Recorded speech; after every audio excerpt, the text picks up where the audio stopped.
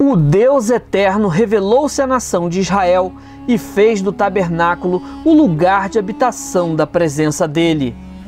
O tabernáculo tem uma representação simbólica bastante clara e definida nas Escrituras Sagradas. Foi a partir dessa representação que o Deus de Israel mostrou ao povo dele as virtudes da unidade, da santidade e comunhão. Além disso, apontou algo que mudaria o destino do ser humano, morto nos próprios delitos e pecados. Ele mostrou a obra expiatória de Cristo, representada em todo o tabernáculo. Essa obra expiatória é o único meio de redenção. Na obra expiatória do Senhor, a imagem do tabernáculo relaciona-se com a igreja fundada pelo Senhor Jesus. Tal qual o tabernáculo, a Igreja de Cristo é um projeto de Deus no mundo. Neste segundo trimestre de 2019, Lições Bíblicas da CPAD trata de o tabernáculo, símbolo da obra redentora de Cristo. Meus irmãos, a paz do Senhor, estamos de volta para mais um subsídio da Escola Bíblica Dominical. Pela graça do nome do Senhor nosso Deus, estamos iniciando mais um trimestre, o segundo trimestre de 2019. Vamos estudar nesse segundo trimestre com o professor comentarista Elienay Cabral, escritor de vários livros pela CPAD, Casa Publicadora das Assembleias de Deus, e nessa oportunidade nós teremos a grata satisfação de podermos estudar um pouquinho sobre o tabernáculo, uma lição maravilhosíssima, onde o nosso comentador vai falar sobre símbolos da obra redentora de Cristo. É bem verdade que falar sobre o tabernáculo é uma questão muito maravilhosa e inspiradora, porque nos remete diretamente à vida cristã e nos remete diretamente a Cristo Jesus, o nosso Senhor. Ao longo desse trimestre, nós vamos dar 13 lições. Na primeira, nós vamos dar sobre o tabernáculo, um lugar da habitação de Deus. Na segunda lição, os artesãos do tabernáculo. Na lição de número 3, nós vamos dar sobre entrando no tabernáculo, onde nós vamos conhecer o pátio do tabernáculo, né, que é a área externa, né, do tabernáculo. E na lição de número 4, nós vamos falar sobre o altar do holocausto. Na lição de número 5, a pia de bronze, o lugar da purificação. Na lição de número 6, as cortinas do tabernáculo. Na lição de número 7, o lugar santo. Na lição de número 8, o lugar santíssimo, ou o lugar chamado Santo dos Santos.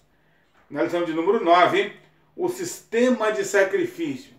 Como que era efetuado os sacrifícios levíticos, né, no altar ou nos altares ali do tabernáculo. Também na lição de número 10, né, na lição de número 9, a Arca da Aliança. Na lição de número 10, o sistema de sacrifício. Na lição de número 11, o sacerdócio de Cristo e o Levítico. O sacerdócio de Cristo versus o sacerdócio levítico. Na lição de número 12, a nuvem da glória. E na lição de número 13, o sacerdócio celestial.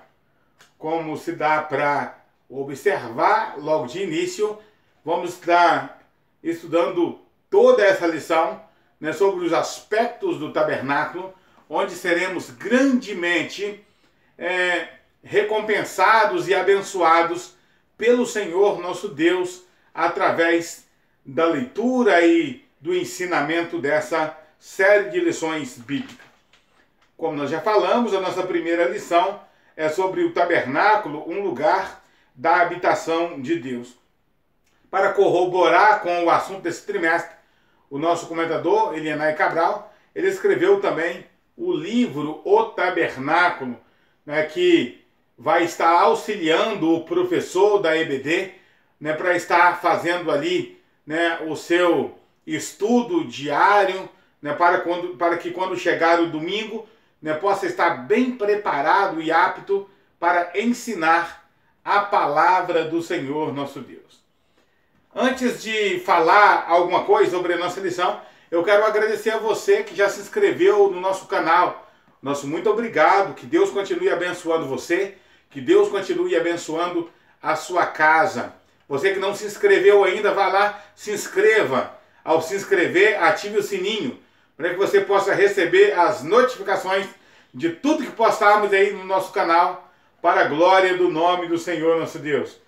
Quero mandar também um abraço aos nossos amados irmãos, né, de Mutum, né, de Minas Gerais, né, São Manuel do Mutum, né, onde estive, né, lecionando aí sobre o perfil do professor da EBD, né, no sábado passado, e foi uma bênção, né, que Deus continue abençoando os nossos irmãos aí, né, de Mutum, né, os irmãos aí do Ocidente, do Santa Rita, né, que participaram conosco aí desse encontro de professores que foi maravilhoso. Um abraço ao pastor Marcos Fernandes, a sua esposa, a irmã Raquel, né, o pastor José Luciano Sobrinho e a sua esposa, a irmã Neuza, bem como todos os nossos demais irmãos que estão sempre ligados aí no canal Mensagem de Fé e Esperança, sempre nos acompanhando. Que Deus abençoe você e a sua casa.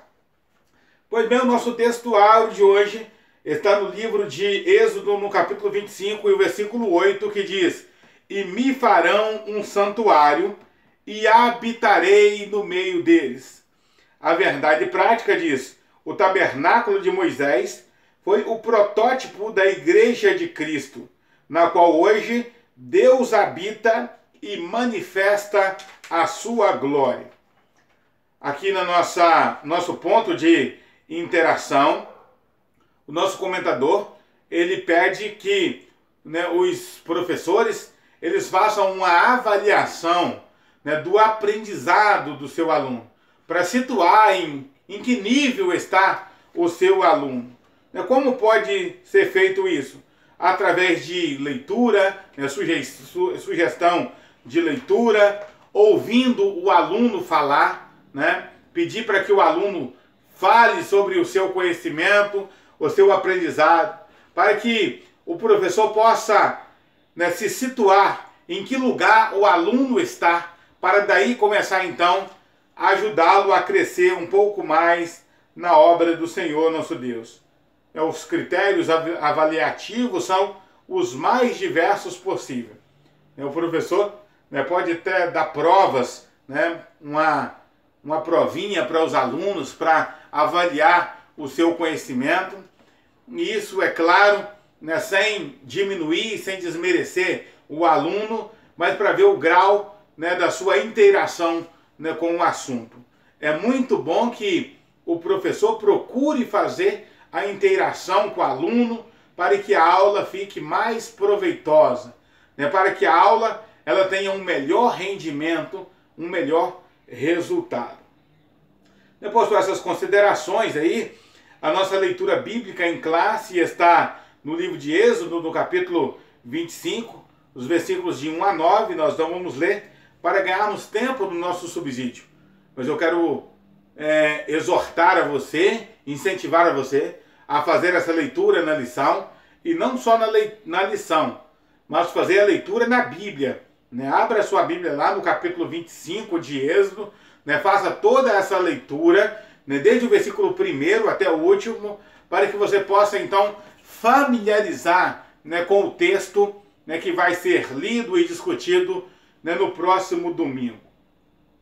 A nossa introdução diz assim: Deus sempre desejou se relacionar com o seu povo.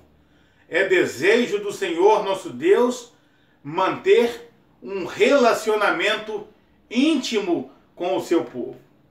O nosso Deus, ele tem dois aspectos, né, que é conhecido na filosofia, que é muito interessante.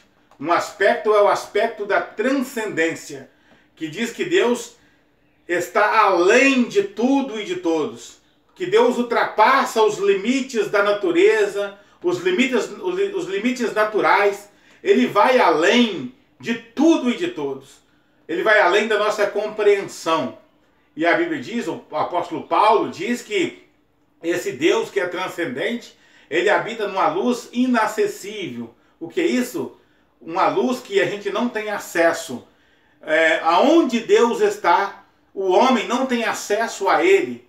Né? O homem não consegue prescrutar a mente divina. O homem não consegue sondar os caminhos de Deus, porque Deus é transcendente. Mas um outro aspecto interessante de Deus, que a despeito da sua transcendência, ele também é imanente. Imanência é o caráter daquilo que permanece em si, que permanece junto com a sua natureza e junto com a sua criação. Então Deus, ele é transcendente porque ele está além do raciocínio humano, mas ele é imanente porque ele se relaciona com a sua natureza. Deus não é um Deus, como dizem os deístas, né, baseado ali na filosofia de John Locke, que criou o mundo, mas abandonou a sua própria sorte. Né? Os deístas, eles tiveram essa ideia, esse insight de que Deus criou o mundo, mas abandonou a sua própria sorte. É como alguém que desse corda num relógio e o deixasse para que ele despertasse ao seu bel prazer, para que ele trabalhasse ao seu bel prazer. Deus não é assim. Deus, ele permanece junto com a sua criação. Ele é o criador de todas as coisas e é o sustentador de todas as coisas. Portanto, Deus, ele deseja relacionar com o seu povo. E nós vemos isso ao longo da Bíblia Sagrada. Deus se relacionando com Adão, né? Deus fez o homem, colocou lá no jardim do Éden. Todos os dias, Deus vinha na viração do dia para se relacionar com Adão, né? Para falar com Adão, né? Todos os dias. Até o dia em que Adão, ele rompe com esse relacionamento maravilhoso com Deus ao pecar, né? Comendo do fruto proibido. Mas mesmo assim, Deus não para de se relacionar com o homem, né? Deus busca alternativas, Deus busca meios, né, para falar com o homem. O escritor aos Hebreus vai dizer que Deus falou antigamente aos pais pelos profetas e nesses últimos dias ele tem nos falado pelo Filho. Mas Deus tem nos falado de muitas maneiras. Aliás, o escritor aos Hebreus é enfático ao dizer que Deus falou aos pais de muitas maneiras. Deus tem falado ao homem de muitos jeitos, de maneiras diversificadas ao longo da história. Porque Deus é um Deus que se relaciona com a sua natureza. Então, no primeiro ponto aí, a parceria de Deus com o seu povo para a construção do tabernáculo. Por que construir um tabernáculo no deserto? Qual era o motivo de Deus construir ou mandar construir um tabernáculo no deserto? O pastor Gunnar Vingre, ele explica sobre isso. Ele diz que por ordem divina, o tabernáculo propriamente dito, a mosaica templo de testemunho, constituiria uma morada sagrada, erguida segundo um modelo celestial. Esse era o modelo, ou esse era o motivo pelo qual Deus queria que o tabernáculo fosse construído no deserto, para que Deus habitasse no meio do seu povo. Veja o que diz Êxodo capítulo 25, versículo 8, que é a nossa leitura, o nosso textual. E me farão um santuário e habitarei no meio deles. Me farão um santuário e habitarei no meio deles. Né? Desde então, os israelitas saíram do Egito e caminharam até a cercania do Monte Sinai, onde Deus falou com Moisés e revelou-lhe as suas leis. O Altíssimo quis habitar no meio do seu povo. Daí Deus mandar que eles fizessem uma tenda. Só que essa tenda era de um caráter provisório, pois ela podia ser armada e desarmada a qualquer momento. Né? Durante a sua caminhada no deserto, A qualquer momento Deus podia dizer ao povo de Israel que era hora de desarmar a tenda para seguir a viagem em rumo a outro lugar. Esse era o motivo, né, porque Deus ele queria que o povo fizesse um tabernáculo no deserto.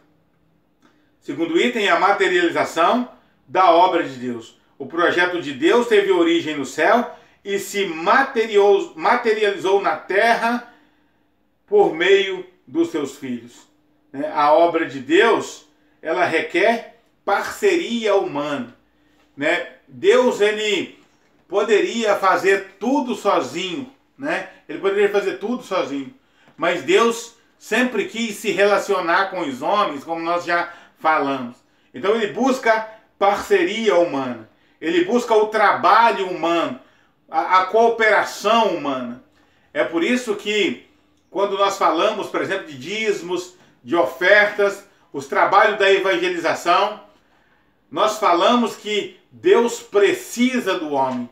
Não precisa porque não tem outro jeito. Não precisa porque Deus queria contar com o homem. Ele queria contar com o trabalho, com a parceria humana.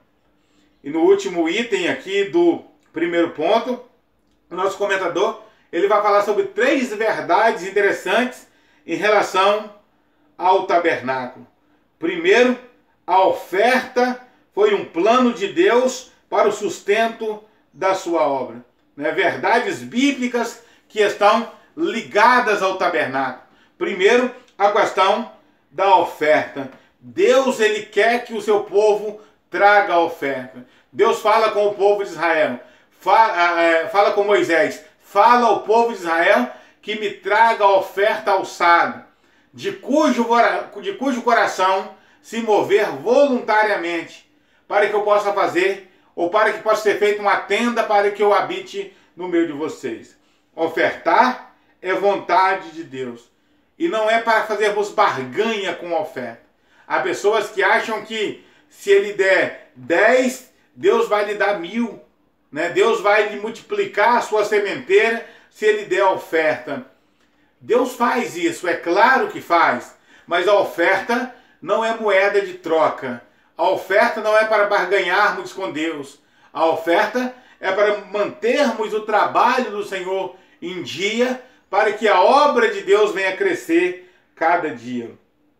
Outra coisa que a oferta é algo voluntário, de todo homem cujo coração se mover voluntariamente. Deus quer de nós oferta voluntária. Você e eu não podemos nos deixar coagir para negociar o que é espiritual, a fim de receber bênçãos materiais. É o que muitos fazem, Querem fazer da oferta um meio de benefício pessoal. Eu dou tanto e Deus vai me recompensar. Há pregadores que incentivam essa prática do toma lá da cá, como se Deus fosse um corrupto, como são os corruptos da nossa nação, do nosso país e de outros países do mundo. Deus ele não trabalha com essa negociata do toma lá da cá. É bem verdade que Deus nos abençoa, mas tudo que Deus faz por nós é por amor, porque a gente não tem condição, jamais teríamos condições de recebermos a bênção do Senhor através dos bens materiais. Foi o salmista que diz que a nossa redenção é caríssima e os nossos recursos esgotaria antes. A nossa redenção é caríssima. Não há dinheiro nesse mundo, não há nada que possa pagar a nossa redenção. Por isso, tudo que fazermos para a obra de Deus precisa ser voluntário. A terceira verdade é: fidelidade ao Senhor trará abundância. Chegou um tempo que o povo de Israel entendeu tanto a necessidade de ofertar para o tabernáculo que trouxeram até mais do que precisavam. E Moisés, ele fala com o povo que podia parar de trazer oferta, que não precisava mais, porque já tinha oferta em abundância. Meus amados irmãos, se nós atendermos ao chamado de Deus, para ofertarmos à casa de Deus, quer seja em dinheiro, quer seja em alimentos para ajudar famílias carentes, vai chegar um momento que terá em abundância para ajudar aqueles que precisam. Terá dinheiro em abundância para fazer a obra missionária, a obra da evangelização, a manutenção do templo e por aí se vai, né? Deus, ele requer de nós fidelidade, e essa fidelidade, ela traz abundância para a obra de Deus. Lembra quando fala do aspecto comunal de Atos 2, né, onde as pessoas vendiam o que tinha e depositavam aos pés dos apóstolos? A Bíblia diz que ninguém tinha necessidade de nada. Todo mundo estava participando em comum e ninguém tinha falta de nada. Deus quer que esse modelo seja estabelecido novamente no meio do seu povo. O segundo ponto, nós vamos falar sobre o tabernáculo, foi um projeto de Deus. Primeiro, Deus arquitetou o tabernáculo.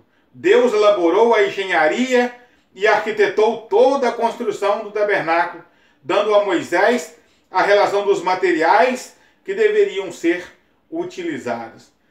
Deus fez a engenharia, Deus arquitetou. O segundo item aí vai seguir exatamente a mesma linha do primeiro item, que diz que o tabernáculo foi um projeto de Deus, né? Deus que projetou o tabernáculo do começo ao fim. É interessante que Deus planejou esse tabernáculo e deu a visão, deu o modelo para Moisés, o líder.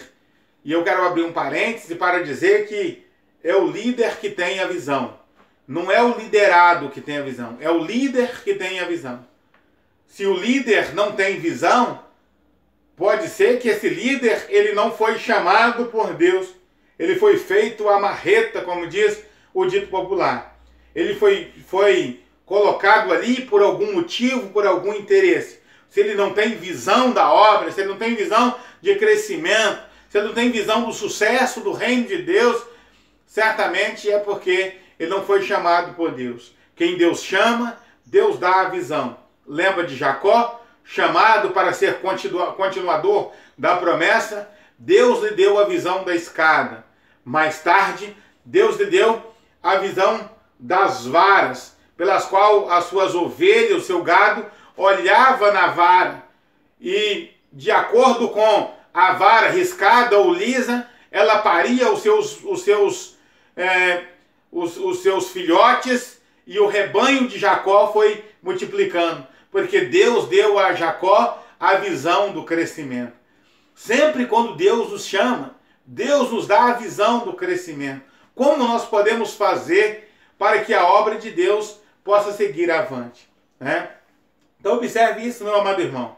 Se você é um líder, mas não tem visão, certamente você precisa procurar outra coisa para fazer, porque o líder, ele tem a visão de Deus. Observa que Deus deu a visão para Moisés, não deu a visão para Arão, não deu a visão para Josué, não deu a visão para Aholiabe e Bezaleel, que foram os executores da obra, deu a visão para Moisés, para o líder de Israel. Aqui no terceiro item aqui, o plano térreo do tabernáculo, né? O plano térreo, né, do tabernáculo. Como que o tabernáculo foi instituído, né? E aqui nós temos a separação do tabernáculo. Primeiro, o pátio, né, que eram também chamado de átrio, era cercado por uma cerca que era colocado ali, né, sobre os pilares de madeira de acácia, e cercado também, forrado com tecidos de linho fino, né, as cortinas de linho fino que ficava ali sobre essa cerca que cercava o pátio do tabernáculo ou átrio. Nesse lugar chamado pátio, ali estava o altar do holocausto e estava a pia de bronze. Mais à frente nós temos a tenda do testemunho, né? A tenda do testemunho. a tenda do testemunho, que era o tabernáculo propriamente dito, era dividido em duas repartições. O lugar santo, onde o sacerdote oferecia sacrifício ao Senhor, né, diariamente, e o lugar santo do santo, onde o sumo sacerdote entrava uma vez por ano. Eu não vou me ater a esse segundo ponto aqui, porque durante toda a nossa lição nós vamos estar falando sobre isso. Durante todo esse trimestre nós vamos ter tempo suficiente para falar de cada parte, né, cada detalhe, né, desses lugares aqui, né? Tanto as peças do tabernáculo, como esses lugares ou um ambiente onde ocorria o culto levítico, né, que era o culto ao Senhor no Antigo Testamento. O terceiro ponto vai falar aí sobre a relação tipológica entre o tabernáculo e a igreja. A importância dos aspectos tipológicos do tabernáculo. O apóstolo Paulo deu importância a essa relação tipológica quando escreveu: tudo quanto dantes foi escrito para o nosso ensino, para que, pela paciência e consolação das Escrituras, tenhamos esperança. Tudo quanto dantes foi escrito para o nosso ensino, foi escrito para que, pela paciência e consolação das Escrituras, tenhamos paciência. Essa é a importância do tabernáculo na igreja cristã. Porque o tabernáculo é uma figura da igreja. Tudo que tem no tabernáculo é um modelo, né? É modelo para a vida cristã ou para o cristianismo. O cristianismo ele é guiado, né, pela figura do Antigo Testamento, né, o tempo todo. Ou, aliás, o cristianismo é a realidade, né, daquela sombra tipológica, né, do Antigo Testamento. O segundo e último item aí vai falar sobre a igreja de Cristo, é o tabernáculo de Deus na terra. O tabernáculo e o templo de Salomão simbolizam a igreja de Cristo edificada para a morada de Deus em espírito. Observa-se que o tabernáculo, como já foi dito, ele era transitório. Tanto é que o tabernáculo, em algum momento, ele desapareceu da terra, né? Deus abandonou a sua moradia em Siló, como nós encontramos no livro dos Salmos. O salmista falando que Deus ele abandonou a sua moradia, que era o tabernáculo. E o seu lugar não foi achado mais, né? Hoje ninguém sabe onde foi parar, aonde está o tabernáculo com as suas mobílias e com as suas peças. Mas a igreja ocupou exatamente o lugar desse tabernáculo, que é a morada de Deus em espírito. Paulo fala que nós somos edifícios de Deus, morada de Deus em espírito. Paulo também fala que nós somos templo do Espírito, ou morada de Deus. Portanto, meus amados irmãos, que Deus continue nos abençoando, para que, assim como Deus habitou no tabernáculo no deserto, Ele possa habitar no nosso coração, achar guarida na nossa vida, achar guarida e apoio no nosso coração, nos nossos pensamentos, para que assim possamos servir ao Senhor fielmente na nossa caminhada terrena. Eu espero você para o próximo vídeo, se assim o Senhor nos permitir. Que Deus abençoe você, que Deus abençoe a sua casa. Até um próximo vídeo, se Deus quiser. Se você gostou desse vídeo, deixa o seu like e também comente sobre ele. Se você gostou do conteúdo, se inscreva em nosso canal. Você também pode ver outros vídeos que aparecem aí na sua tela. Que Deus abençoe você.